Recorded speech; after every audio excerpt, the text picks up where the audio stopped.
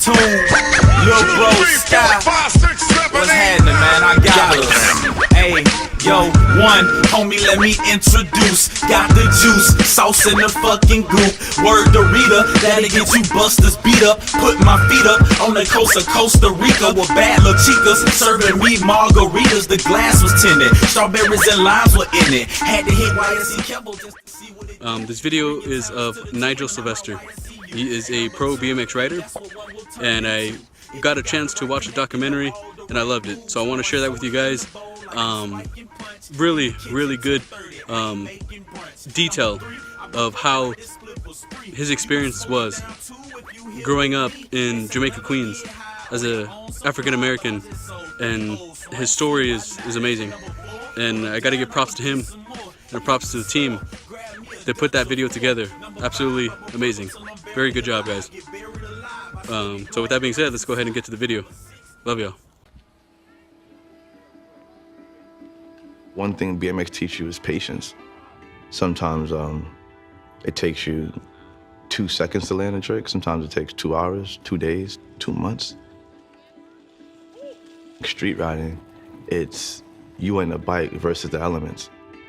You never know what could happen. Black kids from Jamaica, Queens, you're not gonna go pro. It just doesn't happen. When I was 17, I got a phone call.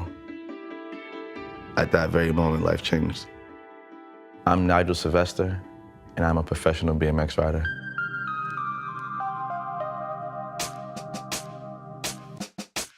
Right now, we're rolling through Jamaica, Queens. I grew up here my entire life. I didn't leave Queens till I was 20 years old.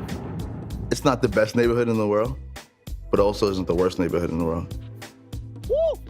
Taught me a lot, you know, a lot about just navigating streetwise. It gave me enough freedom to explore. My upbringing was anything but comfortable. Like, my parents worked so hard, and I've seen them working just to provide my brother and I with as much as they possibly can. It blows my mind that my parents are immigrants from Grenada, and to know they had to leave their families to go pursue what they thought would be a better life. The culture in my home was somewhat strict. School was very, very important. My parents stayed on my brother and I to make sure that we got pretty good grades. My brother was older than me, and he went through a lot of things that I could have easily got into, but I avoided because of his direction. My 2 older cousins, Jody and Jay, they were the ones that really influenced me when it comes to bike culture. I would just be like the young kid just tagging along, just wanting to know everything, eyes wide open.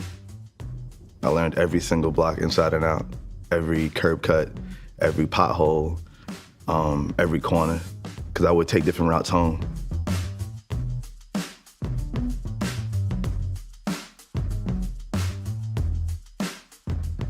We're right now on 108th Street in Riverside Drive. It's one of the first skate parks ever built in New York City. See, I can remember, like, first time coming here, like, 12 years old, had my helmet on, like, so excited. I can see bits and pieces of it from on top there. It's all coming back to me now, like, walking down here. I begged my parents, probably for like a week or so, 2 weeks to bring me here, but I seriously haven't been here in over 10 years. And it's in New York City. This rail was not here last time I came here, but it's awesome. At this moment right here, like, when I'm with my bicycle, like, super excited to see, like, oh, it's a mini ramp, it's a box jump, a down ledge, a big vert ramp. I'm just bugging. It's the first time I've ever seen a skate park in real life. It was like, wow, like, this whole entire new world just opened up. It's so crazy, like. So this is a 6-foot mini ramp. The first day I came here, I was like, I want to drop in on a mini ramp. I didn't even know how to drop in on a mini ramp. But I walked up the stairs, and it looked so huge at that point. I stopped. I was like, nah, this is too scary. I can't do it. But everyone's like, hurry up, drop in, drop in. Not understand this is my first time dropping in, so I pulled my bike off. And then once I was like, okay, cool, I'm gonna do it. Like, I gotta just try it. I, like, put both my pegs on the cope and stood on my bike and just rolled in. I was so excited. Just overcame that fear, you know, and That's a big part of like riding BMX. BMX was perceived more of like a white boy sport. Black kids from Jamaica, Queens, you're not gonna go pro. It just doesn't happen. So it was a very, very far-fetched dream. No one knew how bad I really wanted it. I just didn't want to share it with anyone. I was a bit ashamed of it and kind of hid it, you know, because a lot of people around me didn't understand it. I was embarrassed because being a black teenager, you want to fit in. You know, like that's the thing you do. Like you want to have friends, you want to be accepted. I would block a lot of things out. I wouldn't think about certain things, you know? And when things did get a little rough, like I just turned to my bicycle. I had to be about 15 or 16 around there somewhere. My mom had got sick. She had cancer. She got diagnosed and didn't even tell anyone. She started to get treatment by herself.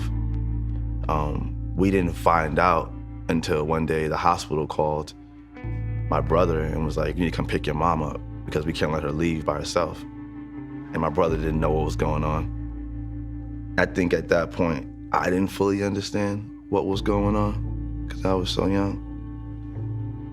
But I just did what she told me to do. She said, Nigel, grab my arm and I need you to help me get it back to full strength. So I sat there on my little knees in the living room and helped her.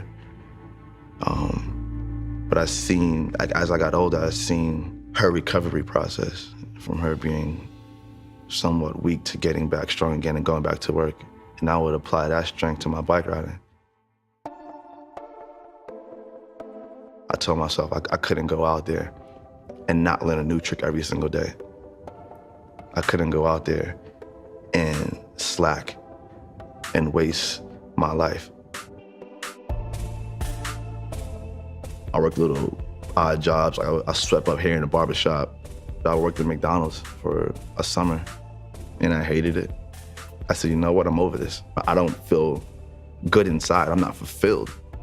And I told myself from that point, I was like, I don't want to work a 9 to 5 ever again. That was also fuel and motivation to get on that bike and bust my ass.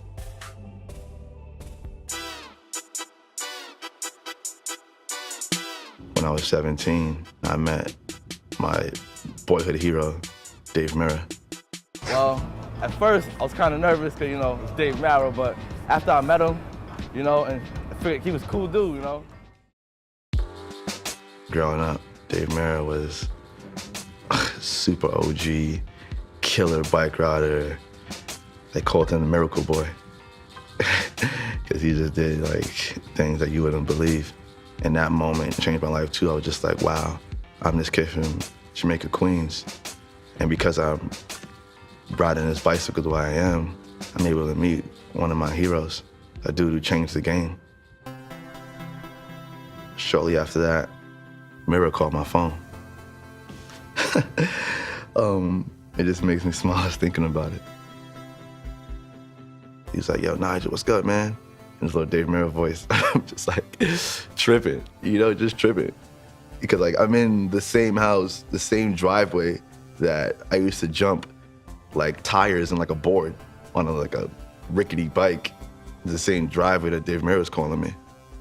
I went from being like just an amateur kid running around New York City, filming, trying to get my name up, to now my child hero calling me and saying, well, this is your time, this is your moment to go pro. Life just changed, boom.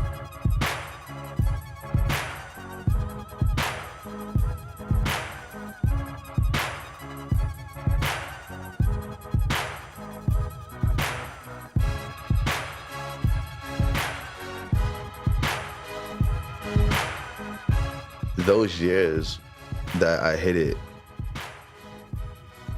it was like when you have a secret, you know, like you want to tell the world, but you don't. Being able to like wear it like a badge, you know, seeing so many of those people who say you're not gonna make it anywhere on that bicycle, who called me names, I'm able to show them, listen, this is what I did. Look, it's right here, it's real now. It was no turning back. At that point, it was like, I have to get better on my bicycle. I have to do harder tricks. I have to be even more dedicated so I can maintain this. Like, I feel like once you reach a certain level of success, as they say, or what you define as success, and it feels good, it tastes good, like you wake up happy every single day, you don't want to go backwards. But maintaining something is way harder than getting there, I feel. I have been going about BMX in a very unconventional way for quite some time now, because I don't compete. I don't ride in contests. I'm figuring it out a whole different way. So many people in BMX are narrow-minded.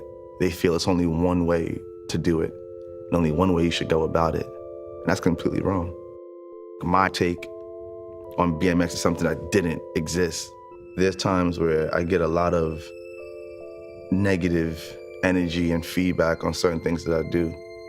They may call me a sellout because I have a few corporate sponsors, because I'm unconventional, because I don't ride contests, because my videos look different, feel different, sound different, because I don't hang out with just BMX riders. I have other type of friends from different industries.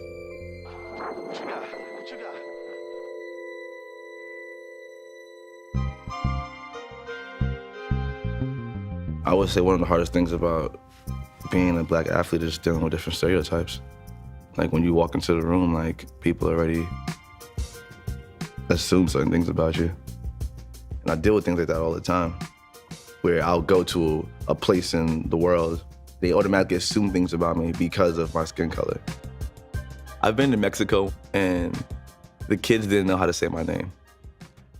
They didn't know how to say Nigel. And I guess from listening to hip hop and not understanding certain terms we may use, those kids started to call me nigger, just not knowing, you know, and that really, really bothered me, because they didn't say Nigel or even try to say my name. They just automatically called me a nigger, not understanding like what that was.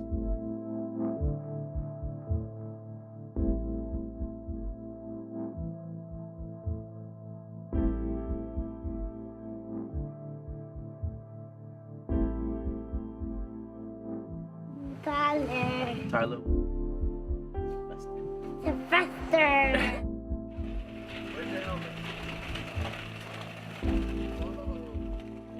I stand for a symbol for kids in general, no matter what color you are. But especially for those kids that we come from a community or a neighborhood that doesn't embrace black kids doing unconventional things.